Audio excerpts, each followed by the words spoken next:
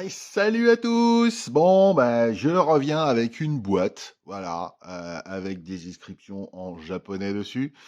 C'est une très grosse boîte, comme vous pouvez le voir. Ça, c'est ma main. J'ai pas forcément des petites mains non plus.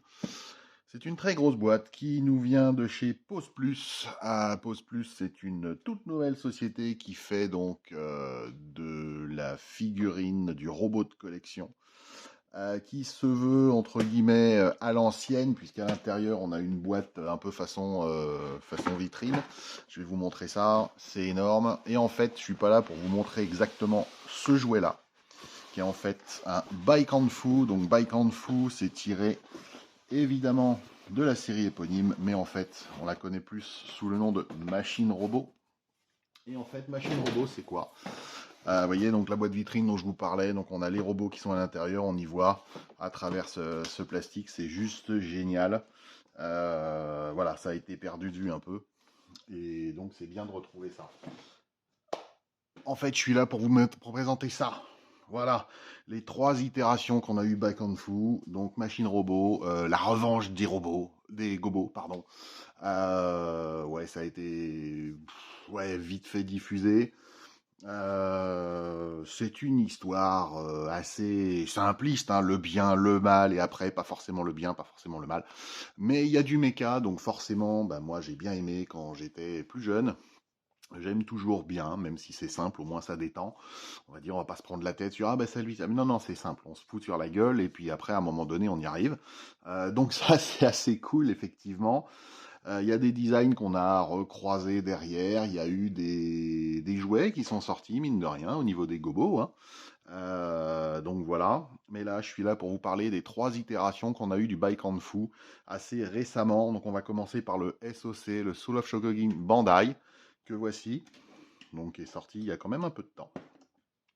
Ensuite, la version Sentinel, que je possède depuis quelques années, qui était la plus récente à ce jour, dans une itération un peu plus abrupte, hein, voilà, tirée en fait d'une illustration qu'on a, je sais plus si sur un opening ou enfin, c'est sur un jingle de milieu d'épisode, avec les jupes un peu carrées, etc. Et ensuite, le Pose Plus, qui est la dernière version sortie il y a, je dirais, un an ou un peu moins d'un an. Il faut savoir qu'en fait, il y a plusieurs années d'écart entre ces versions, fatalement, et forcément, aujourd'hui, on n'a pas le même tirage non plus sur du Bandai, qui a été ressorti il n'y a pas si longtemps que ça, la version Renewal, et du Pose Plus, qui est vraiment destiné à des collectionneurs. C'est pas compliqué. Le Bandai, ça doit être, enfin, ça tournait autour de mémoire en prix neuf, hein, des 250 euros, si je dis pas de bêtises. Là, sur celui-là, on est sur 600 dollars, donc actuellement, on est sur 600 euros, quoi.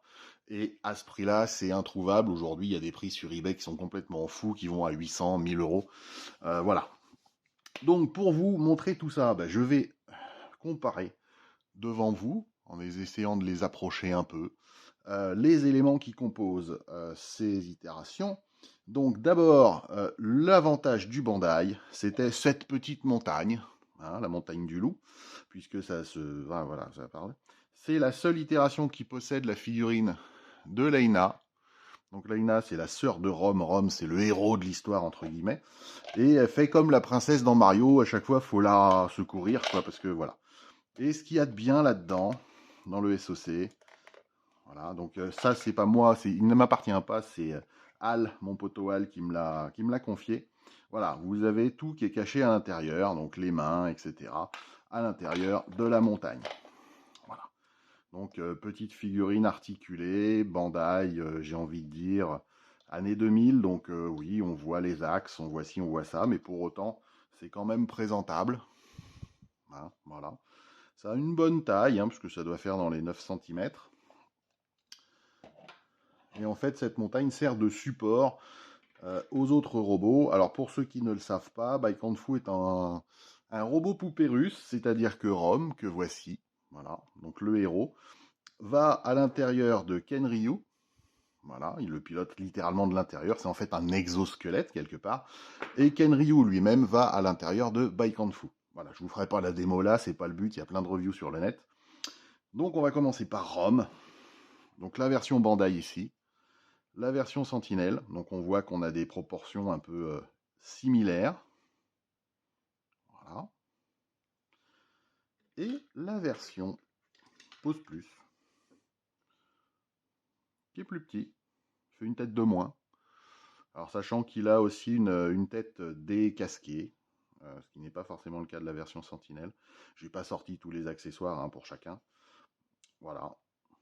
Donc celui qui colle le plus, mine de rien, au design du perso en tant que silhouette, c'est le Bandai. En tant que panneau, c'est mine de rien le Pose Plus. Et le Sentinelle est entre les deux, puisque c'est une itération, comme je vous disais, un peu différente. Et au niveau de la taille des épées, bah, c'est kiff-kiff. Hein. Voilà.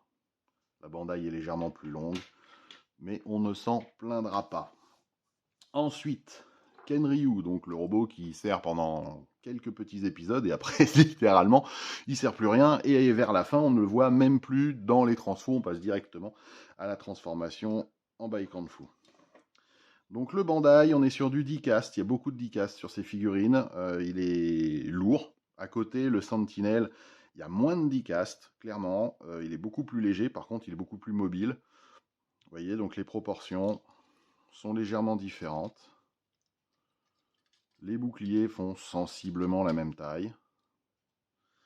Et ensuite vient le Pose Plus, qui fait lui aussi sensiblement la même taille. Donc on a quand même une bonne unité sur ces Kenryu. Au niveau finition, clairement, le Sentinelle est très très beau, très très chouette, assez bien articulé. Et le Pose Plus est supérieur parce que il est plus récent. Et donc ils ont retravaillé toutes les articulations qu'on n'a pas en fait sur les deux autres. Alors le Bandai était très basique parce qu'il fallait à l'époque faire un sarcophage, entre guillemets, pour pouvoir rentrer Rome. Donc voilà, ça s'ouvre comme ça. Donc c'est pas super quoi. Ça a son âge, tout simplement. À l'époque, c'était vraiment une révolution. Voilà. Donc on voit, on est vide à l'intérieur. Par contre, c'est le plus lourd. Ensuite, le Sentinelle reprend un peu le même principe, mais rajoute quand même des possibilités. Mais vous voyez, au niveau de la jambe, c'est pas super fluide, c'est-à-dire qu'on voit qu'on doit la mettre ici, hein, au niveau, ça s'ouvre hein, à l'avant. Mais par contre, c'est encore pas ça. Et là, vous avez le Pose Plus, qui lui est comme une action figure normale, entre guillemets normale, de maintenant. Donc, on a bien tout ce qui va bien au niveau mobilité qu'on n'a pas vraiment sur les autres. Voilà. Là, ils ont vraiment fait un gros boulot pour pouvoir. Voilà, là, on peut orienter les bras comme on veut, même si on a Rome à l'intérieur. Vous voyez, si j'essaye de faire pareil sur le Bandai, eh ben ça tourne pas. Voilà. Donc on est vraiment sur une ingénierie supérieure. Encore une fois, il y a plus de 10 ans de mémoire hein, qui séparent les deux ingénieries, donc c'est normal. Ici, on y arrivait aussi quand même un peu avec le Sentinelle. Donc on a vraiment 3 générations, entre guillemets, complémentaires. On a vraiment de l'évolution de jouets qui sont sur ces 3 évolutions. On va les mettre vers le haut. Et ce qui nous intéresse, évidemment, c'est de comparer les 3 Baikanfu. Donc on va partir du Soul of Shokugin, que voilà. Le Soul of Shokugin, eh bien, que dire dessus il est vide, quoi. Il est lourd, parce qu'il est vraiment en die-cast. On est vraiment sur un SOC de pure souche. Par contre, vous voyez, il est vide. En plus, il en perd la main, mais ça, c'est parce que Al m'avait dit qu'il fallait que je lui répare le peg. Voilà, donc quand on le voit, il est creux. Vous voyez, c'est la jonction, on peut passer le doigt. Enfin voilà. Pareil. Par contre, bon, il est quand même, pour l'époque, bien articulé. Il est un peu fat, quoi. Il est un peu... On voit qu'il a fait quand même un peu de push-up et tout. Mais, bon, niveau de l'aspect, si on l'expose comme ça et qu'on ne lui met pas Kenryu à l'intérieur, parce que l'idée vraiment c'est de l'exposer avec Kenryu à l'intérieur, Kenryu remplissant les trous, si je puis dire ici, qu'on a au niveau des carénages, ça s'explique. Oui, les pegs Bandai ont mal vieilli. Mon petit Al, je ferai peut-être un tuto là-dessus. Voilà. Mais pour autant, ça ne... Hein, on réparera ça tout à l'heure. Voilà. Donc il est chouette. La peinture est belle, hein, encore maintenant. Mais bon, il y avait des petits manques. Passons au Sentinelle, qui lui aussi est creux, mais un peu moins. C'est-à-dire que vous voyez, c'est quand même un peu plus plein. La seule chose, c'est au niveau du torse. Donc moi là, j'avais mis pour le mettre en vitrine du papier bulle en fait. Voilà, je ne me cache pas. Pour que ça se tienne, parce que sinon ça s'en va tout le temps. Pour autant, les articulations se tiennent bien et on n'a pas cette impression de squelette vide, de coquille vide qu'on a avec le SOC si on les expose les trois séparément, comme moi je fais. Au niveau des jambes, c'est quand même forcément plus visible parce que c'est plus gros. Hein, voilà.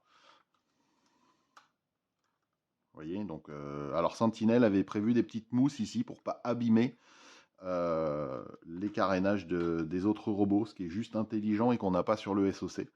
Donc là, ils avaient quand même réfléchi qu'effectivement, ça allait frotter. Et on a ces jupes, donc, qui font partie, comme je vous le disais, du design d'une version d'un jingle intermédiaire que les Japonais aiment bien faire au milieu des épisodes des animes, parce que parfois, quand ils les diffusent à la télévision, ça permet de passer les pubs, etc. Voilà. On a une bonne articulation sur le Sentinel. Il est beaucoup plus carré que les autres. J'aime bien. Le seul défaut qu'il pourrait avoir, en fait, jusqu'à présent, c'est que la peinture, alors je sais pas si on arrivera à le voir ici, parce que la source de lumière n'est pas terrible, mais de base, donc c'est une peinture rouge métal, et systématiquement, mais même quand on le reçoit, je veux dire, c'est d'usine, eh bien, c'est légèrement craquelé à certains endroits. Voilà. On le voit peut-être éventuellement avec un reflet, mais bon, honnêtement, ça se voit de près. Quand on est à cette distance-là, ça se voit plus. Donc pour moi, c'est pas un vrai défaut. Il faut vraiment avoir le nez dessus. Et dernière itération, donc la plus récente, le Pose Plus. Alors déjà, vous voyez qu'au niveau de la taille, déjà, on avait à peu près une tête de plus entre le Bandai et le Sentinelle. Et ben on rajoute un peu plus d'une tête.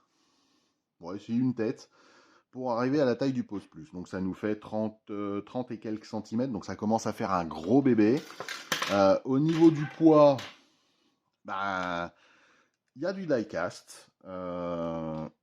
Ça se vaut un peu avec le Soul of Shokugin. Le plus léger étant le Sentinelle, puisqu'il y a plus de plastique dessus. Mais dans un but peut-être d'alléger aussi les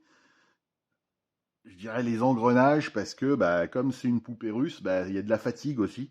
Et j'ai vu beaucoup de SOC qui étaient vraiment fatigués, les articulations tenaient plus, etc. Voilà, Pose Plus, on est mixte plastique et métal. Et en fait, les articulations sont toutes sur des ratchets, donc des cliquetés, des cliquets. Et vous voyez, on a une posabilité de fou. Voilà. On peut soulever les jupes.